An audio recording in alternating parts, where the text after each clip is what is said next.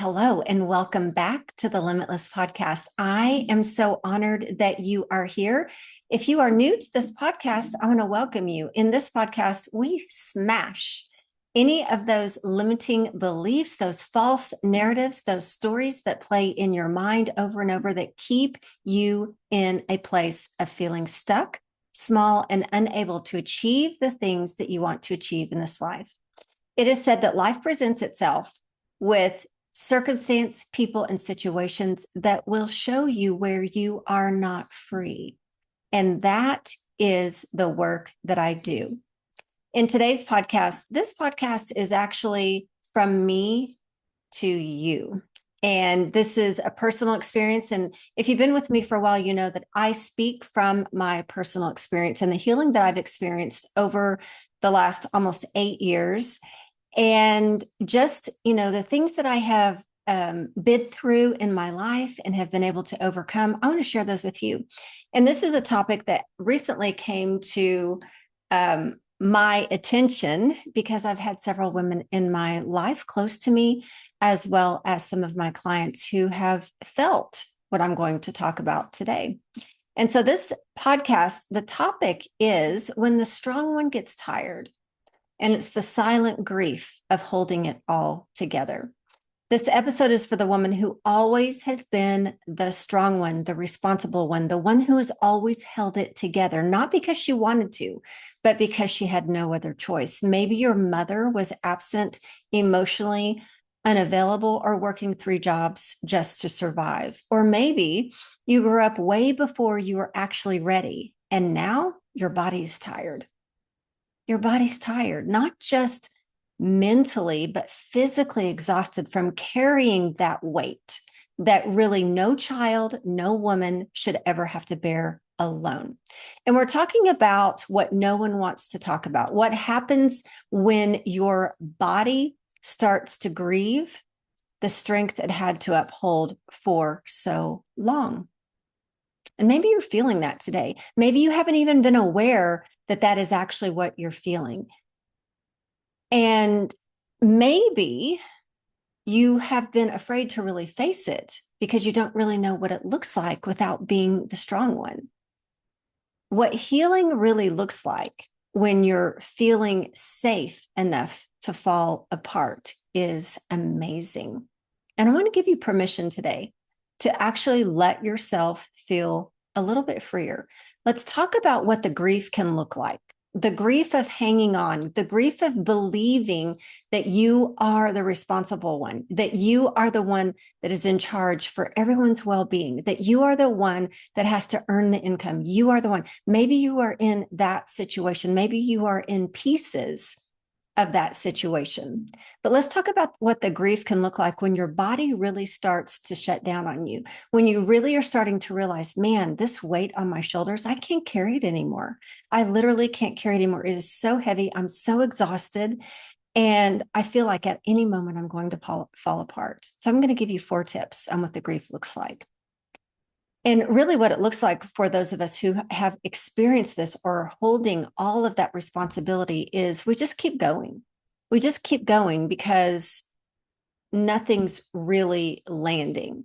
You're there, but you're not really there. So you just continue to do the do.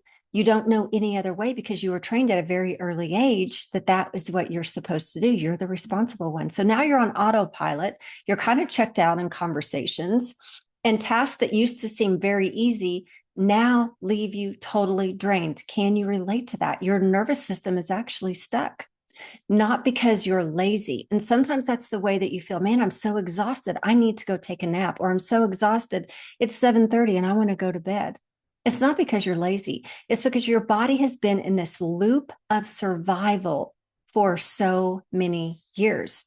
You learned as a child to be the responsible one. And so you went into survival mode very early in your life on that fight, flight, and freeze. That sympathetic nervous system has been on overload and it's starting to show in your body.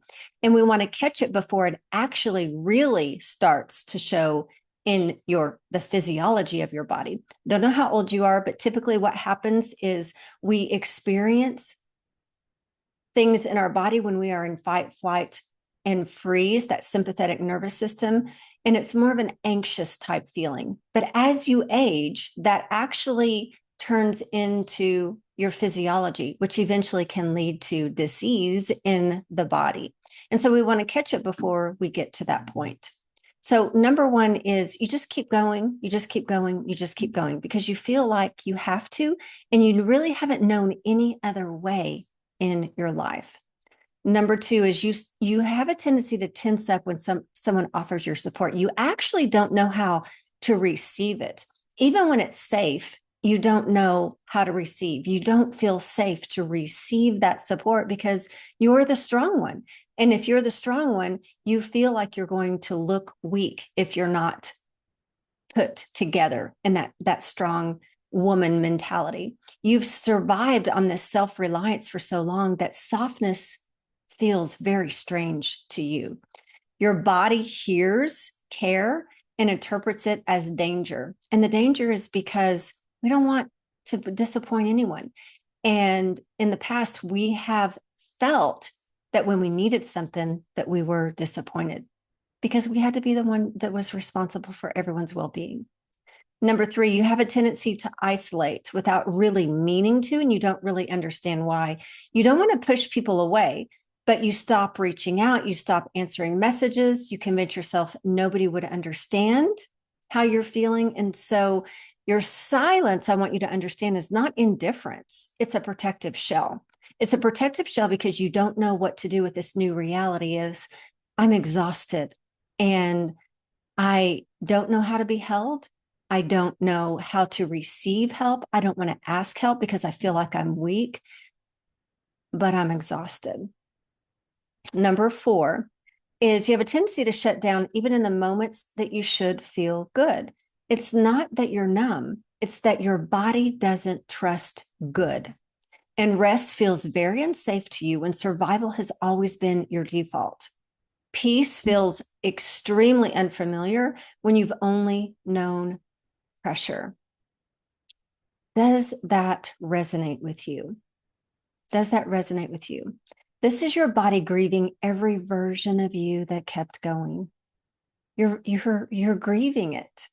You're grieving that part of you, that little girl that had to grow up so fast. And every version of you that has made dinner or done the dishes or does the laundry or picks up the kids or is an entrepreneur making income, you grieve every version of you while you're holding back the tears. And you keep saying, I'm fine. I'm fine. I'm fine. It's all fine.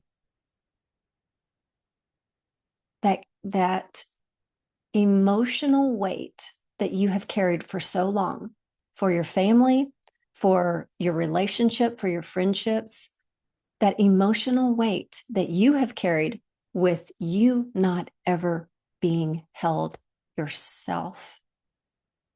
But here's what I want you to know. Healing doesn't always look like becoming stronger. You don't need to become stronger. This is an opportunity for you to start to look at what is it in me that is teaching me I am not free. I am not free right now. I do not feel free right now. What is it? It's the belief that you have acquired since you were a little girl that you had to be the strong one. It's the belief that you are the responsible one. And it's time to let that go. Life will present you with situations and circumstances that will reveal where you are not free. And I want you to understand that sometimes healing means letting your body freaking fall apart safely for the first time. Crying in the middle of the day. Crying does not mean you are not strong. Crying is an opportunity for you to release those emotions that you have stored in your body for so long. Not because it's dramatic, because it's actually medicine. Crying is medicine. Asking for help and not apologizing for afterward. Oh, my word. The number of times I've asked for help and it's like, I'm sorry. And the amount of guilt that I felt that I was actually having to ask for help. It was, I no longer I had to release that belief that my strength was my badge of honor. My feeling responsible for everyone and to be able to hold everyone was my responsibility. And asking for help, it felt very unsafe to me. But learning to ask for help and learning it's okay is one of the first steps that you need to understand. Another piece is maybe just lying on the floor and doing nothing, laying on the couch and doing nothing. And letting that be enough for you, letting your body experience the rest. Again, your mind is going to tell you you are lazy, but I want you to understand your body is asking you, please let me rest.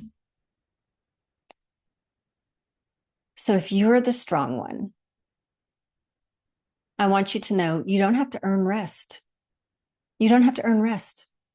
You don't have to always be doing something. You don't have to always be busy. It's okay to take an entire day to rest and not do anything. Tell your husband, take the kids. This is my day. I need to rest. You don't have to apologize for being tired, and you don't have to carry it all anymore. Your strength is not in your ability to hold everyone. It is not, my friend. That's not your responsibility. It's your, excuse me, it's your willingness to let yourself be held.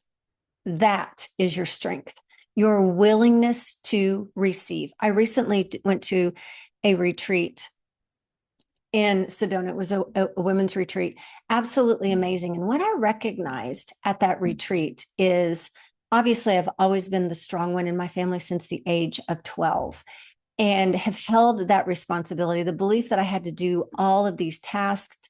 And when we first got married, it literally wore me out. And I didn't use my voice because I felt like this is my responsibility to be the strong one. It's something I carried for so many years. And at this retreat, we really let go of some of the belief systems. And what I recognized, what was the last piece for my healing of this badge of honor of I'm so strong, I'm invincible, I'm the warrior type mentality. The last piece that I needed to let go of was the ability to receive from other women.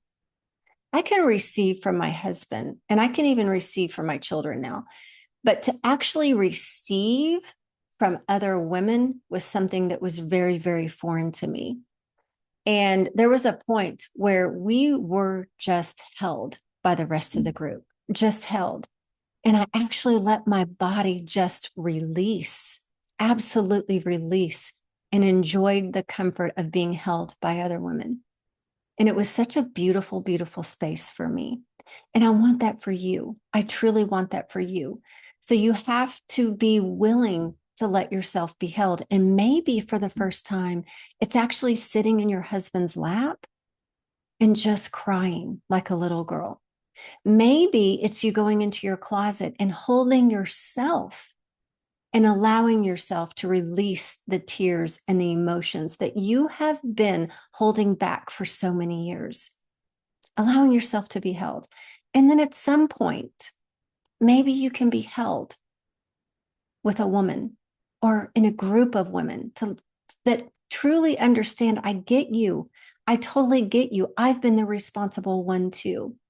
And you can feel safe in that arena. It's steps. It's steps.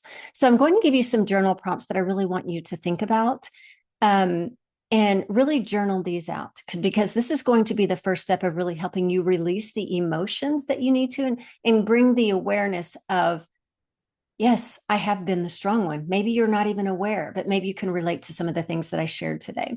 What version of me, of you, had to grow up too fast? What version of you had to grow up too fast? Man, at the age of 12, I was cleaning the house. I was responsible for my brothers. I was making their lunches. I was taking care of them after school. I was babysitting them on weekends. And I just became the responsible one in so many different ways. Number 2, where in my body do I still carry the weight of responsibility? I was carrying that in all areas. When we first got married, I was practicing medicine as a physician assistant, watching my 2 small kids. My husband traveled continuously. I was taking care of the house, all of that responsibility, and paying the bills and building a business on the side. And it was because I really felt like I was Wonder Woman. And that is exactly how I was playing my life out. And it was literally exhausting. What would it feel like to be supported? What would it feel like? Maybe it's just a tiny thing that you can give away to be supported by saying to your husband, man, I'm so overwhelmed and I have realized that I have shouldered the responsibility of everything and I'm exhausted. And so I'm reaching out and asking for help. You know, can you help with this? Can you help me do this? And take that responsibility away from me can relieve a lot of pressure that I'm feeling within me. Okay. What does that look like for you? How can you feel a little more supported? Maybe it's going to your mom, maybe it's going to your dad, maybe it's going to your best friend, maybe it's hiring someone to come in and help, whatever that is. But how would it feel for you to be just a little bit more supported? And lastly, what would change if you didn't have to be the strong one today? What would change in your body? What would it feel like to let go and not be the strong one? Maybe go for a walk, maybe go into the woods and just cry, just lay there and just release. Whew, it's time for me to let it go. And watch your shoulders fall. Watch the tension in your neck release. Watch the depth of your breath become a little bit deeper and deeper and not so shallow because you've been stressed for so many years. Please understand, my friend, you are never weak for needing rest. You are never wrong for wanting softness. However, that may feel extremely foreign to you. I get that. You are never too much or not enough. You are just doing your best in a world that never asked how you were really doing. It's your turn now. It's your turn to be seen, to be held, to fall apart and rise again. Not harder, but softer. Because the strongest thing you can do now is feel safe enough to stop being strong. I love you. I believe in you. If you know a woman who has been carrying this responsibility, please send them this podcast. Together, we will rise as we heal. We're healing. We're doing the work. We're releasing the emotions and we're rising, my friend. See you next week. God bless you.